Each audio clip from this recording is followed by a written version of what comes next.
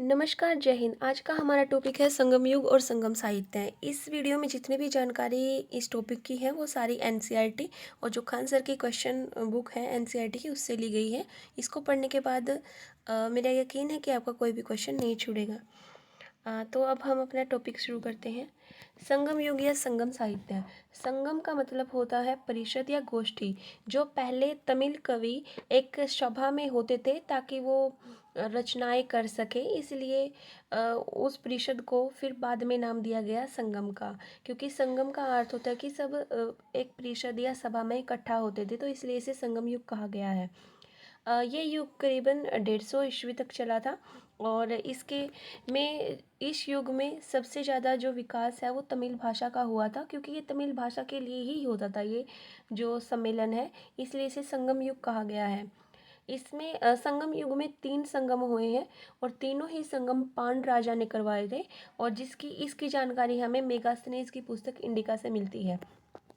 संगम युग का पहला संगम, जो पहला संगम था वो दक्षिणी मदुरई में हुआ था, जिसकी अध्यक्षता अगस्त्य ऋषि ने की थी। अगस्त्य ऋषि जो सप्त ऋषि हैं उनमें से एक थे। इनकी पत्नी का नाम लोपामुद्रा था। इस संगम में जो कुल सदस्य थे, जो बाहरी सदस्य, वो 539 थे। ये वो सदस्य थे जो बाहरी पांड राजाओं के से अन्य थे जिन्होंने इस संगम में भाग लिया था, और जो पांड राजा थे जिन्होंने इस संगम का खर्च उठाया था वो 89 थे।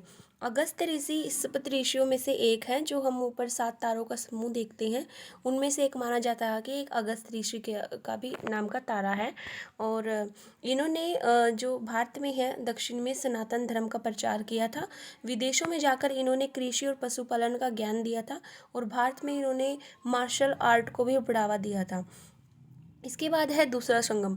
दूसरा संगम कपाटपुरम में हुआ था, जिसकी अध्यक्षता पहले तो अगस्त्य ऋषि ने की थी, लेकिन उसके बाद तोल्कापियर ने की थी।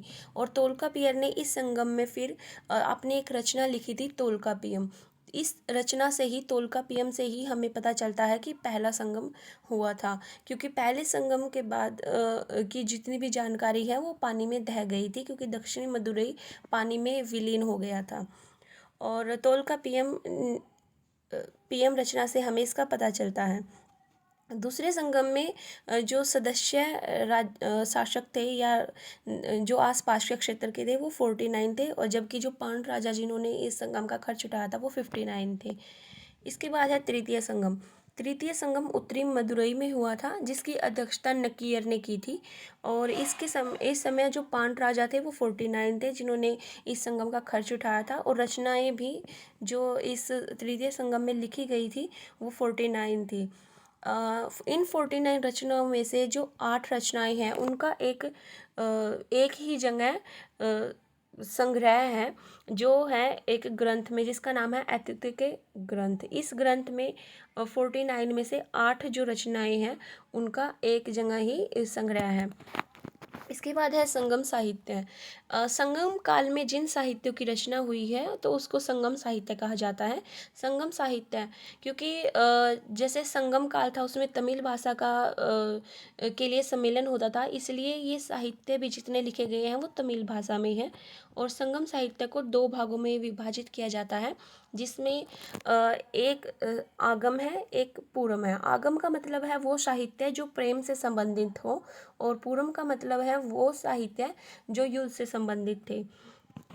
इसके बाद है कि जो संगम साहित्य था उसमें के अनुसार सबसे पहले तमिल जो क्षेत्र थे, दक्षिण क्षेत्र, वहाँ पे पहले ब्राह्मण का उदय हुआ था। उसके पास वेल्लार, उसके बाद वेल्लार वर्ग का, जो वेल्लार वर्ग उनको कहते थे जो कृषक कार्य करते थे। और इनके सबसे नीचे का जो वर्ग था वो व्यापारी वर्ग था, जिसको वैनिगर कहा जाता था। संगम साहित्य में मलवर जाति का भी वर्णन हुआ है, जो एक अशिक्षित लोगों का संगठन था और जिनका पेशा लूटपाट करने का था। संगम साहित्य में 2 प्रकार के ग्रंथ लिखे गए हैं। एक है आख्यानात्मक। आख्यानात्मक में होता था कि जो राज्य है उसमें सेना कैसी है, कर कहाँ से लिया जाता है, कैसे लिया जाता है, उनकी न्याय व्यवस्था कैसी है, कितने सिपाही हैं, और व्यापार की जानकारी होती थी। और दूसरा था उपदेशात्मक ग्रंथ, जिसमें ये होता था कि हमें किन नियमों का पालन करना चाहिए उसके बारे में होता था। यह संगम साहित्य में मेनली 3 साहित्य है जो आज के टाइम में हैं, प्रमुख हैं। वो है सिलप्पाधिकारम महाकाव्य। सिलप्पाधिकारम महाकाव्य इलांगो आदगिल ने लिखा था। और सिलप्पाधिकारम एक नुपुर की कहानी है, मतलब पंजे, पायल जो औरतें पहनती हैं पैरों में, पायल, उसकी कहानी है। इसका जो नायक था सिलप्पाधिकारम महाकाव्य का, वो कोवलन था, मतलब एक्टर कहते हैं जब इसे। हीरो एक कोवलन था जो एक राजा था, लेकिन उसके बाद में ये अपनी पत्नी से छोड़कर एक जो नृत्य करने वाली थी उसके प्रेम में पड़ गया था और उसके लिए सब कुछ न्योछावर कर दिया था। फिर जब ये कंगाल हो गया तब ये अपनी बीवी के पास गया था और फिर इसकी बीवी ने गरीबी को देखते हुए अपनी जो एक पायल है वो बेच दी थी। लेकिन उसी समय ऐसा हुआ दुर्भाग्यवश कि जिस राज्य में ये रह रहे थे उसके बाद, तो वहाँ पे जो रानी थी उसकी पायल भी गुम हो गई थी, एक पायल। और वो पायल जो कोवलन की पत्नी की थी वो उससे मिलती थी। तो लोगों को लगा कि कोवलन ने रानी की पायल है वो बेची है, तो इसलिए उसे मृत्यु घाट उतार दिया था। सिलप्पाधिकारम में यही नूपुर की कहानी है। इसके बाद है मणिमेखले। मणिमेखले को जो तमिल साहित्य का ओडिसी कहा जाता है और इसकी रचना सीतलई सतगार ने की थी। मणिमेखले कोवलन का और जो जिसके प्यार में ये पड़ा था नर्तकी, उसका पुत्र था मणिमेखले। इसमें उसकी ही कहानी की चर्चा है मणिमेखले महाकाव्य में। उसके बाद है जीवक चिंतामणि। इसकी रचना की थी तिरुतकदेवर ने। इन तीनों रचनाओं के जो कवि हैं उनका नाम बहुत बार पूछा गया है एनसीईआरटी में, तो आपको ये ध्यान देना पड़ेगा। इसके बाद है कि जो संगम समय में, मतलब संगम काल में जो विवाह होते थे वो 2 प्रकार के होते थे। एक तो होता था जिसमें माता पिता की जो मर्जी हो, कि उनको पता हो ये लड़का ये है और इसके साथ हमारी लड़की का विवाह करना ठीक है। तो जब माता पिता की जानकारी से विवाह होते थे उसे कारपू कहा जाता था, और जो बिना जानकारी के होते थे उसे कलावू कहा जाता था। संगम काल में मेनली जो दक्षिण में था संगम युग, उसमें 3 राज्य हुए हैं जिसमें चोल, चेर और पांड्य थे। जैसे इस डायग्राम में दिखाया हुआ है कि जो दक्षिण पूर्वी तरफ है वो चोल साम्राज्य था, बीच में पांड्य था और दक्षिण पश्चिमी तरफ चेर साम्राज्य था। इस वीडियो में हम मेनली चोल साम्राज्य के बारे में पढ़ेंगे। इससे नेक्स्ट वीडियो में दोनों राज्यों और बता दिए जाएंगे। चोल राज्य है, इसका उल्लेख सबसे पहले संगम काल में कात्यायन ने किया था। और जो चोल राज्य था इसका जो चिन्ह था, मतलब राज्य का चिन्ह जैसे झंडे पे उकेरा जाता है या एक चिन्ह होता है, तो वो बाघ था। जैसे महिष्मती फिल्म थी, महिष्मती था जो बाहुबली में, उसमें हाथी था शायद उसका, और वो उगता सूरज। तो चोल राज्य का जो चिन्ह था वो बाघ था। इसका जो अक्षेत्र था, ये जो चोल राज्य थे ये इस साइड थे, तमिलनाडु के ऊपर आंध्र प्रदेश की साइड। तो इनका जो अक्षेत्र था वो पेन्नार और वेलारू नदी के बीच में था। इसकी राजधानी उरैयूर थी शुरुआत से, लेकिन जब करिकाल या इसका एक नया जब शासक आया तो उसने एक नई राजधानी बनाई थी जो थी पुहार, जो आज के टाइम में जिसे हम कावेरी पट्टनम कहते हैं। और जो इसका पहला ऐतिहासिक राजा था जिसे के बारे में ये मिलता है कि ये था, लेकिन उसके बारे में और अन्य जानकारी नहीं मिलती हैं, वो था उर्वप हर्रई इलंजैतनी। ये नाम आपको अजीब लग सकते हैं, लेकिन 1-2 बार आप पढ़ेंगे तो आपको ये समझ में आ जाएंगे। दूसरी सदी ईसा पूर्व में इनका एक चोल राजा हुआ था एलारा, जिसने श्रीलंका को जीता था और वहाँ पर तकरीबन 50 वर्षों तक इसने शासन किया था। उसके बाद आता है करिकाल। करिकाल सबसे प्रमुख राजा हुआ है चोल राज्य का, और इसने जो अपनी राजधानी बनाई थी पुहार, जिसे कावेरी पट्टनम कहते हैं, तो वहाँ पे एक बंदरगाह भी बनाया था जो बहुत फेमस था व्यापार के लिए। कावेरी नदी पे करिकाल ने एक बांध बनाया था और नहर निर्माण की थी। कहा जाता है कि जो बांध और नहर का निर्माण हुआ था उससे पहले इसने श्रीलंका पर हमला किया था और वहाँ से 10,000 दासों को लाया था, जिसकी मदद से इसने वो कावेरी नदी पर बांध और नहर निर्माण करवाया था ताकि सिंचाई व्यवस्था सुव्यवस्थित हो सके उस एरिया में। इस जो करिकाल था वो पहले अपने सिंहासन पर था, लेकिन इसे बाद में अपदस्थ कर दिया था, सिंहासन से हटा दिया था और इसे कैद बना दिया था। उसके बाद कैद से निकलने के बाद इसने एक युद्ध किया था जिसमें इसने चेर और पांड राजा थे, पांड के जो 11 राजों का समूह था उनको हरा दिया था। और ये युद्ध इसका बहुत ज़्यादा प्रसिद्ध हुआ था, इस वजह से ये वहाँ पे उस एरिया में एक लोकप्रिय नाम बन गया था। उस युद्ध का नाम था वेणी का युद्ध, जिससे इसे प्रसिद्धि मिली थी उस क्षेत्र में और आसपास के क्षेत्र में। इसके बाद इसने 9 राजाओं को भी हराया था, लेकिन वो युद्ध दूसरा था जिसे वाटप परंदलई का युद्ध कहते हैं। इसका जो व्यापार था मेनली कावेरीपट्टनम बंदरगाह से ही होता था, और इसके समय में ज़मीन बहुत उपजाऊ थी क्योंकि आस उसके पास में कावेरी नदी थी, और जिस भी जगह के पास कोई नदी होती है उसकी मिट्टी उपजाऊ हो जाती है, मतलब जलोढ़ मिट्टी बन जाती है वहाँ पे।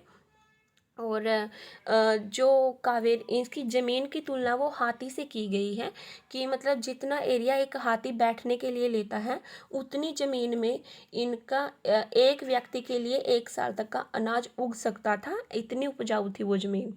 इसकी जो संगम युग था उसमें जो चोल राज्य था उसकी नौसेना सबसे ज़्यादा बढ़िया थी चेर और पांड से, तो इनकी नौसेना बहुत ज़्यादा मजबूत थी। इसके समय में जो सूती वस्त्र थे वो बहुत अच्छे थे। सूती वस्त्र की तुलना जो इसके समय में थे उसकी तुलना सांप की केचुले से की जाती है, मतलब इतने मुलायम और अच्छे थे। इसका व्यापार रोम से होता था। और इसके समय में जो साहित्य रचना हुई हैं करिकाल के काल में वो है तोलकापियम, जो तोलकापियर ने की थी। और फिर है कुराल, जिसे तमिल साहित्य का बाइबल भी कहा जाता है। और फिर है जीवक चिंतामणि, जो जैन धर्म से संबंधित है। फिर है सिलप्पाधिकारम, जो वही पायल की कथा थी जिसमें कोवलन मारा गया था, और मणिमेखले जो कोवलन का पुत्र था।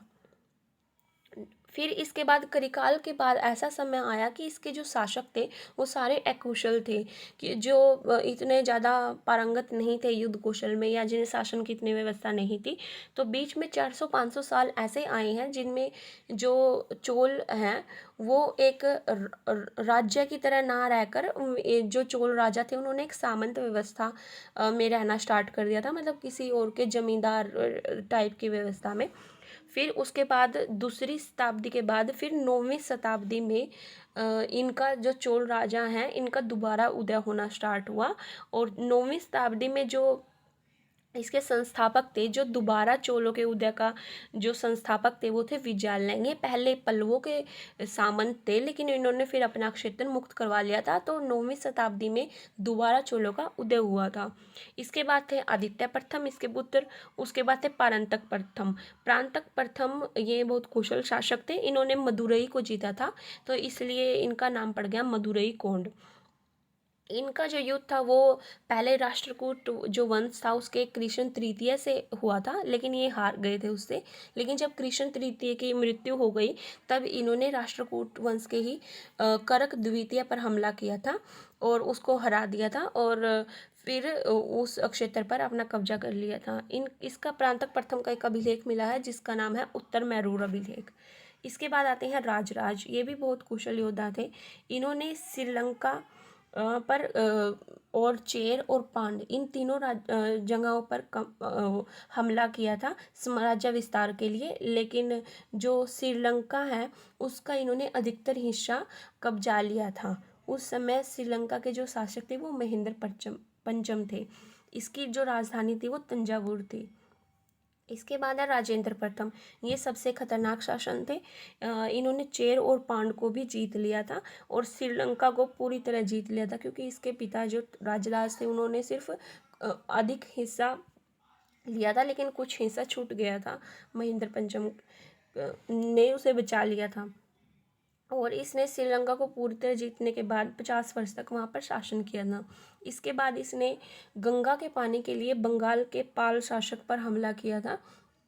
वहाँ जीतने के बाद वहाँ से सिर्फ एक लोटा गंगा पानी का लाया था, मतलब कुछ पानी लाया था, और इसने उपाधि धारण की थी गंगई कोंड की। फिर इसने वापस तंजावुर आकर गंगई कोंडपुरम नाम से एक शहर बनवाया था, जो इसकी नई राजधानी भी कहलाई थी। और फिर उस शहर में इसने एक कुआं खुदवाया था जिसको चोल गंगम नाम दिया था, क्योंकि इसने फिर उस कुएं में पानी भरवाकर उसमें गंगा का जल मिला दिया था, जिसे इसने कहा था कि ये चोलों की गंगा है।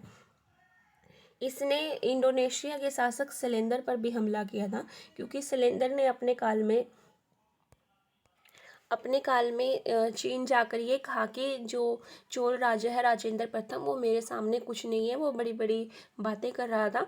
लेकिन जब राजेंद्र प्रथम को इस बात का पता चला तो वो इंडोनेशिया गया, वहाँ पे हमला किया, जीता और शैलेंद्र शासक को उल्टा लटका दिया था। और फिर चीन जो व्यक्ति थे उनको बुलाया कि देखो, जो शैलेंद्र मेरे बारे में ऐसे बात कर रहा था, मैंने उसको उल्टा लटका दिया है। तो ये बहुत ही खतरनाक शासक था। इसके बाद आए कुलोत्तुंग प्रथम। इसके बारे में क्वेश्चन पूछा जाता है कि इसके समय में एक तमिल कवि थे जो जिसका नाम जीर्णोद्गार था। तो ये क्वेश्चन बहुत पूछा गया है कि जीर्णोद्गार जो तमिल कवि थे वो किसके दरबार में थे, वो थे कुलोत्तुंग प्रथम के। फिर कुलोत्तुंग द्वितीय आए, ये इस वंश के अंतिम महान शासक थे, मतलब महान शासक में ये अंतिम शासक थे। इसके बाद इनके जो शासन है उनका पतन होना शुरू हो गया था। उसके बाद है कुलोत्तुंग तृतीय। इसके बारे में क्वेश्चन पूछा जाता है कि जो तमिल साहित्य का स्वर्ण युग कहा जाता है वो कवि कौन था, कम्बन। तो कम्बन किसके दरबारी कवि थे, वो थे कुलोत्तुंग तृतीय के। इसके बाद है अन्य जानकारी चोलों की, जिसे ये हिंदू धर्म को बहुत मानते थे। पहले ये शुरुआती जो चोल राजा थे वो वैष्णव धर्म को मानते थे, लेकिन बाद में जो राजा हुए हैं उन्होंने शैव धर्म को ज़्यादा अधिकता दी थी, मतलब शिव जी को ज़्यादा मानने लगे थे। इस वंश का जो अंतिम महान शासक है वो कुलोत्तुंग द्वितीय था, तो इसलिए इसे अंतिम शासक भी कहा जाता है इस वंश का। और जो आय का साधन था वो भू राजस्व था, जो कि 1/3 जमीन पर लगता था। इन्होंने श्रीलंका और मालदीव पर भी विजय प्राप्त की थी। और इनके समय में जो चोल शासक थे, इनके समय में नौसेना बहुत ज़्यादा शक्तिशाली थी। और चोल जो राजा था, तो इसे संगम काल में दक्षिण भारत का स्वर्ण युग कहा गया है, क्योंकि इनके समय में ही बहुत ज़्यादा साहित्य की रचना हुई थी। और पांड राजा ने ही इन्हें वो जो संगम है वो करवाए थे इनके काल में ही। इनकी जो भाषा थी वो तमिल थी, क्योंकि ये दक्षिण में थे, और संगम युग में हमेशा जो भाषा है वो तमिल भाषा ही थी संगम युग में दक्षिण भारत में। और जो मंदिर निर्माण शैली थी इस समय में वो द्रविड़ शैली थी। और क्योंकि जो गांधार और मथुरा शैली है वो उत्तर भारत की शैली है, और जैसे कनिष्क के काल में और सब में इनमें गांधार शैली आएगी, लेकिन जब दक्षिण भारत के में कोई भी शैली पूछी जाती है मंदिर निर्माण में तो वो द्रविड़ शैली है। धन्यवाद।